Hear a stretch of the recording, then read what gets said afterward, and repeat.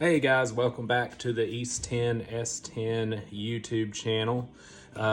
Once again, today we are not going to be working on an S10, but we are still working on Chevrolet. You'll see my daily here behind me, my '07 1500.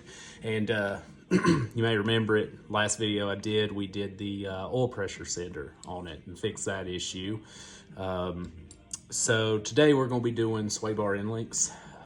Another common issue on these big full-size Chevys is your end links fail.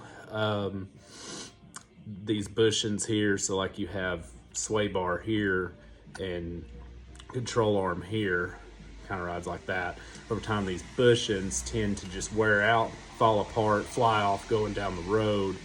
And when you have bad end links, it can cause anything from like a pop sound when you're hitting bumps. You can hit bridges and kind of get like a body roll, kind of drifting side to side. That can be a sign of worn end links. Biggest issue I've had on this truck ain't so much of that, but it's just this annoying squeaking sound. And what the squeaking sound is it's the sway bar. There's no bushings here on one side, and I'm going to show that to you in a minute. But the sway bar is just rubbing on here, and it just makes like a almost slightly deeper pitch than nails on a chalkboard, if you can imagine that. So we're gonna throw these on. I went down to the O'Reilly's, got them for I think 12, 13 bucks each. These are a little bit more, they're aftermarket, they're Master Pro, but these are a little bit more closer to the OE design than some of the cheaper ones were, so that's why I went with these. I'm going to show you guys just some common things to look out for when you're replacing these, and also a trick to making it a little bit quicker for you as well. So anyways, I'll quit yakking and jump in here. All right guys, so here's my driver's side sway bar link. So of course I'll hold the new one up here for comparison's sake. So see how down here at the bottom, there's supposed to be a bushing there. It's gone. There's supposed to be a bushing here. It's gone. There's supposed to be a bushing here. It's gone. So this thing is just, I mean, look at that. So, but like I said, the weirdest noise, I'm going to try and see if I can make it do it for you guys. Not that it matters at all.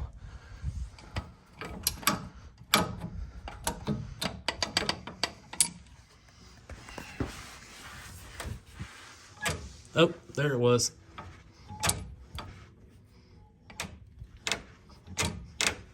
Well, it kind of did it. Anyway, there was a high-pitched noise there. That's what I've been hearing. But anyway, let's jump right in. So in theory, all you'd have to do to get this off is put you something on this bolt head here and then get you a wrench to run that one off. What in theory that would work, and then you would just pull it out the bottom. But what you tend to run into is this sleeve in here, this rubber collar thing. It has a metal sleeve inside that the bolt runs through, and it seizes up over time. I mean, you can see the amount of rust there where the bushings were. So they seize up, so you can't pull them out downward through the hole because this is in the way. So I got a special tool to help us remove this. Let me go grab it real quick. It's a stabilizer bar end link removal tool. Let me go get it.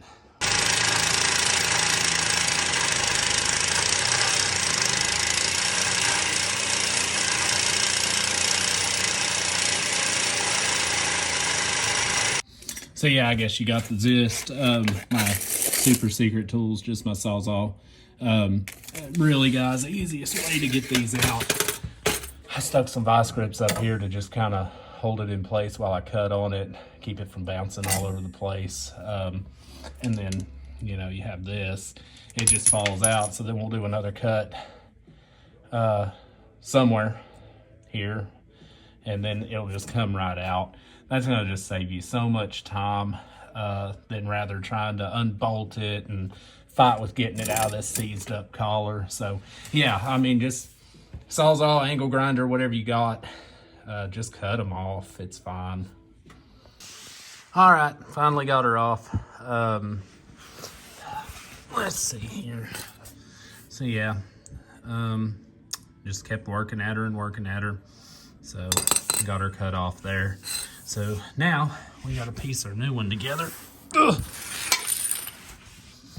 So you got to basically take this all apart, lay it all out here. So let's see here. Nut, washer, bushing, collar. That's interesting. This collar don't have the metal inside. It would probably still freeze up in there somehow. Bushing, and then we'll stick it in from the bottom and then drop our bushing on, our collar, our other bushing, stick it up through the sway bar, bushing, washer, nut. So I need to see what size sockets I need for this. Look at those big old snowflakes. So I went to put my end link on the driver's side here, and the sway bar won't move up enough for me to stack everything on there because it's still hooked up to the end link on the passenger side, which is okay. We're going to replace that one anyway, but basically I'm going to have to cut the passenger side end link off so I can push the bar up, stack everything up, get it in place, and then tighten it down. That's normal. I've run into that before. It's been a while since I've done them on this kind of vehicle, so I thought maybe I could stack them up, but apparently not. So that's all good. I'm going to go over here and cut that end link off, and then we'll go from there. So I'm doing this side a little bit different because there's more than one way to skin a cat here. I'm going to try and get that top nut off.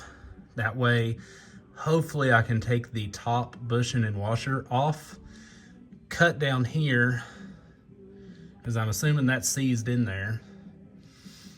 And then I should just only have to cut once, and then I can just pull it out and slide it out, rather than on the other side I cut twice. I just got my wrench on there, got my ratchet, they're 15 millimeters down here, and I'm cranking away at it. They are so tight. I actually had to use a breaker bar, like an 18-inch breaker bar, to break it, and I thought I was going to snap it off. I had to work on it quite a bit to get it that far. Now I can kind of crank on it with a ratchet, but we're going to do that and see where it ends us up at. Okay, got her off. So, should only have to cut once. That is seized, so, you know, it is what it is. But now, like I was saying, so I can put it all back together, this bar raises up like that. Now I got all the room in the world I need to work. So I guess I'm going to break out the Sawzall and start cutting somewhere. Maybe in here. Have to cut through the bushing, so that'll take a little extra time, but I'm going to get after it, and we'll see y'all on the other side, I reckon. So I was kind of working this thing back and forth, getting ready to start cutting, and I actually got it to budge a little bit, this sleeve. I think I'm going to stick a bar on there and just pry at it. See if there's a remote chance I might be able to get it off. I don't know. We'll see what happens. I'm going to try and get a bite right here. Oh, I definitely hear some cracking, but I can't tell what it's going to do. I've not had much luck with this before, but I mean, we got to try. There's a first time for everything. I think we're actually going to get it. I clamped some vice grips on here, put a socket on here, and just kind of worked it back and forth, and it started crunching and spinning and scooting up. I think I can get it popped off here. And do note that in the time it takes me to do this, I could have cut it off with the Sawzall 20 times. But yeah, look at that. She's coming off. I've never had that happen before. And there is a lot of rust in this part of the country too. I mean, not as bad as like your up north stuff would be, but buddy, they call for an inch of snow around here and they lay that salt to the roads. Look at that. Look at that. Holy cow. There she is. Wonder if I could have got away with that on the other side. Oh well, now you know 2 different ways to get them off. So, awesome. All right, now that we got our bar up out of the way, we'll go ahead and start putting her back together. All right, so we got our bolt. So bolt in the bottom hole, goes up, bushing goes on, then collar, and then bushing goes like that, conical end up. And then now sway bar will come down, and then conical end down on the bushing, make sure they seat in the hole, and then it would be washer and then nut. All right, so this one here is pieced in. So now let's go, I'm gonna go to the other side and stick that one in the same way. All right, so we got both sides in, and I will tell you, whenever you stick these things in brand new, the bushings are just big, and as you tighten them, they compress a little bit. But you can just barely get the thread started on the top, on this top nut. Whenever it's all together loosely like this, there's just barely any thread, but it is enough, fortunately. You know, if you run into trouble, you probably put a jack under here, jack up just enough to get some thread started. And then when we tighten it, it's gonna suck it all in where it goes. So, let's see here.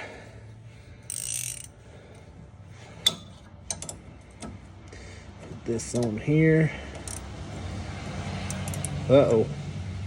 They're 16s. How many ones are 16s? So that's a 15. And my top nuts are 16s. I'm gonna go get my 16.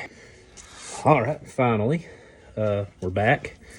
Let's see here. I'm gonna just snug them up with my old ratchet here.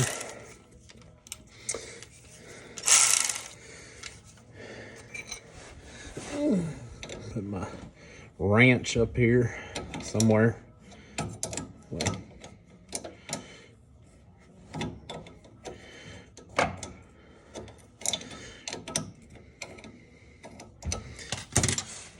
golly, it's the first time for everything, I guess. Oh, I grabbed the 15 instead of the 16. All right, put my old 16 on there and zip them on. All right. Let's see here. I'm gonna tighten them up by hand too. It's old Milwaukee. Got my money's worth out of her. She still runs good though. Only broke it once in 10 years.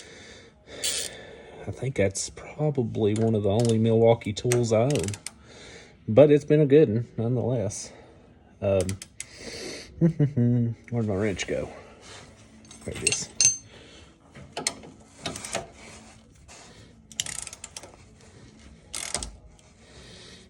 And according to the shop manual, these torque to around 50 foot-pounds. So I'm gonna get them kind of snug by hand. And then I'll put my torque wrench on them and just kind of dial them in a little bit.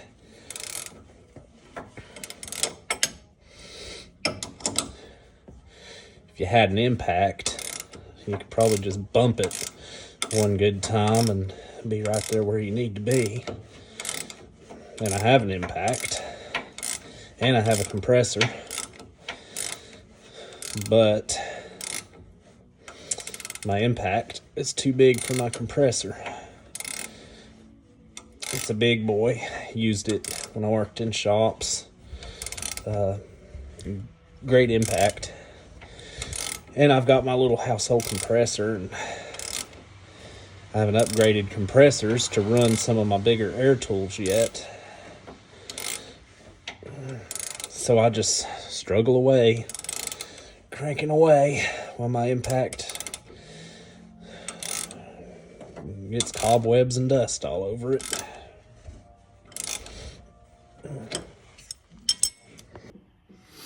All right, guys. Well, I got my sway bar links put on. Got them all snugged down, good and tight. So overall, easy. And showed you guys 2 different ways to do it. You can take the approach of just cutting them off, making the 2 cuts like I did there on the driver's side initially, or you can try your luck at trying to take the nut off the top and wiggle it and fight with it and pull that collar off and see if you can just slide it out that way. Either way is probably gonna, I don't know, cutting it's probably a little bit less time. I feel like both sides kind of took me about the same amount of time though. Definitely has nothing to do with the dull blade on my Sawzall. But anyway, thank you guys for watching. And I tell you, you're gonna be seeing more of this truck. Some of you guys may have noticed when I was working on the driver's side that my CV axle boot's busted. So we're gonna have to do something about that sometime, and got a few other things we're gonna have to do. So if you like what you see, subscribe. I hope this helps somebody. If I can answer any questions for you or shed any light on anything, just leave me a comment and let me know how I can help you. Thank you, guys.